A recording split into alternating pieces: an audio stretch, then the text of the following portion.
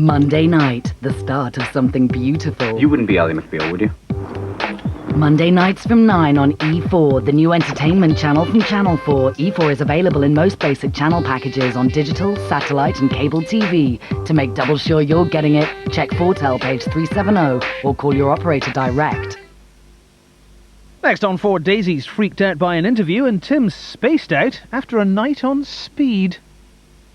E4, the new entertainment channel from Channel 4, is available in most basic channel packages via On Digital, Telly West, NTL Digital and Sky Digital. To make double sure you'll be getting it, check out your channel number now or go to Foretel page 370, then call your operator direct. Check it.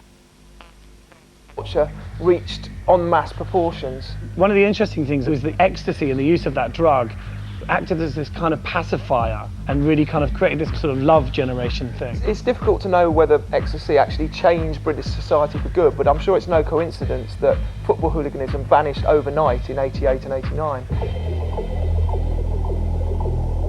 The late 70s and early 80s were violent times.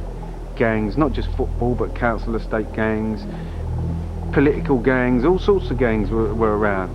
And then ecstasy came along and people got chilled. People got chilled. You'd find yourself in a warehouse party that was dark, and then like 7 o'clock in the morning when it became light, you find that you're in the room and there's half of Millwall in there, half of Chelsea in there, half of Arsenal in there. But everyone just looked at everyone and said, what a great party.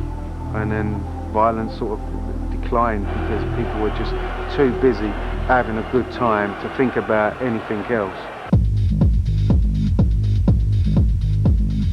I think what you had was a whole generation who'd had nothing really to call their own.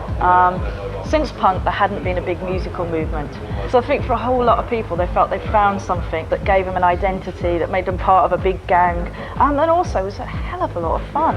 And it wasn't a time when there was a lot of fun about. Everybody who went to one of these events went back the next time with 5 friends. So you started with events for about 2,000 people. Within a year, it had been pushed out to the fields outside the M25, and you were talking 25,000 people at some of the big events.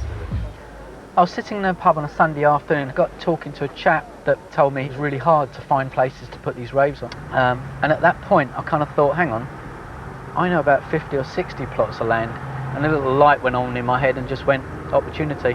Because I was sort of arranging these commercial loans for all these people, like Asda and Texas and Sainsbury's, to build on around the M25. You could phone up the farmer and just basically make him an offer to hire his land for the weekend. Following instructions via mobile phone recorded messages, revellers flocked in their thousands to secret locations around the M25, causing complete mayhem.